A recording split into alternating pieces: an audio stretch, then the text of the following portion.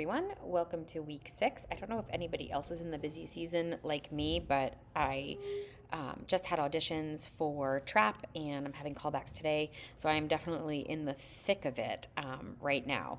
But all of the reading has really given me a lot of food for thought, and certainly the chapters that we just read today or this week really helped me in just framing the way that I work with my students and the way that I present information to them. So I found them very helpful. The first chapter, Margolin's chapter, I found that hilarious. I was laughing the whole time. She's such a good writer, and I really appreciated her style of writing, especially at the end when she described the guy that she got matched with or had a match with, and he called her and she was going to meet him, and do her monologue. I laughed so hard at that. But there were a lot of different things that I took out.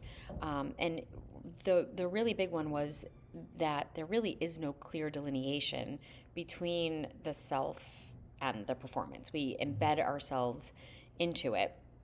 We have to look at that. Where does one end and one begin? And that it's really not a linear process, more circular. That it's all feeding into each other and having an effect both on ourself and the performance. So performance affects the self affects the performance. And I loved her line. She said, one needed only to say one thing while thinking another, with that subtext. So it's an understanding of that, creating subtext within the performances, and that the person's narrative becomes so intertwined with the text that they kind of become the same. So it was really an interesting way to frame that. The other takeaway was this predetermined, prearranged journey that the character takes, right? So the character is kind of given this journey by the playwright, and it really, they were equating it kind of to life. Like, are we living our life in a way that it's predetermined? Do we have this false sense of we can control things and we can make choices? So it sent me on this whole philosophical journey. And I think I wrote in my essay that I was thinking of Rush songs. Do we really have free will? So I found that very, very interesting. So I appreciated Margolin's thought about creating transparent layers between ourselves and our characters, and that we're functioning within the journey of the playwright just as we live out our lives that are possibly planned for us. So it really brought me to performing is really surreal on so many levels, right? Like, so we're acting these things out as written by a playwright, much how we live our lives. Is there like a master playwright that is giving us the parameters of our life? So I found that really philosophical and interesting. And then I did love how Margolin used the context of the guy who called her, and she was basically performing the monologue for him, and how that changed how she delivered it. And I found that so fascinating and so interesting. And I loved at the end when she just said that he was boorish and unpleasant and she left. I thought that was hysterical. So I really appreciated that chapter and her writing. I found it humorous, and I found it easy to read, and I found that it definitely made sense to me. And the second chapter about sensory work and about the creative state, I found very helpful as well. I love sensory work, and I think the way that this was written was very helpful for me to be able to present this to students. I really liked in the first part of the chapter where they talked about taking in distractions and acknowledging them. And I know for myself in meditation, we often take in our thoughts, and instead of judging them and pushing them away completely, we take them in, we acknowledge them, and we let them float away like clouds. And I really liked that we're given the choice in acting or in the sensory work to take in the distractions, and then do you want to use them or not? Do you want to use them for something in the performance, or is it just something that you're noticing and can leave your brain? So I think it definitely leads to a more authentic way of being on stage, that maybe you're going to use what's around you. Maybe you're going to use a distraction, and maybe that helps create a richer character.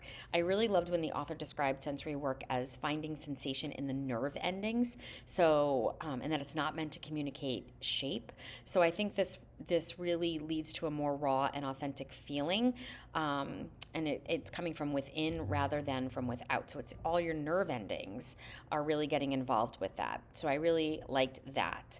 And I think also talking about the paradox that we're putting ourselves in this weird position that, you know, we are actors, but that we are also people, and that we have to separate that out. But how can we? And it's kind of like the first chapter of blurring those lines.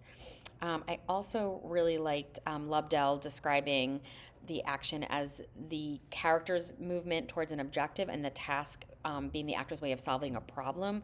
I really liked the example of a woman opening up a letter about bad news, and then her thinking about smelling garbage, so that it becomes that metaphor for the bad news is like stinky garbage.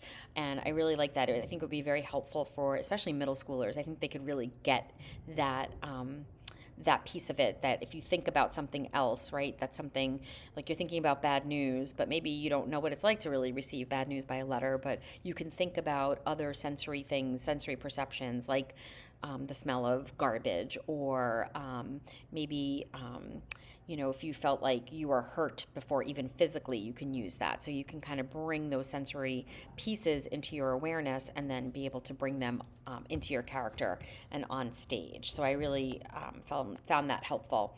And then I think the last takeaway I had was where they were talking about the actor is using that memory, right? But he's also, or she's also on stage. So, I loved talking about the bedroom set, and where it would be like next to another actor or another set piece on stage, and seeing that actual bedroom set of your childhood bedroom, but within the body of what you're doing on stage.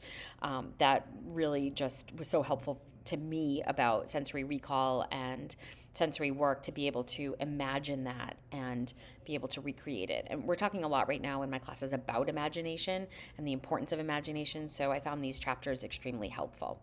All right, everybody, I hope everybody is doing well, and if you're in the busy season, I'm right there with you, and we got this. All right, bye.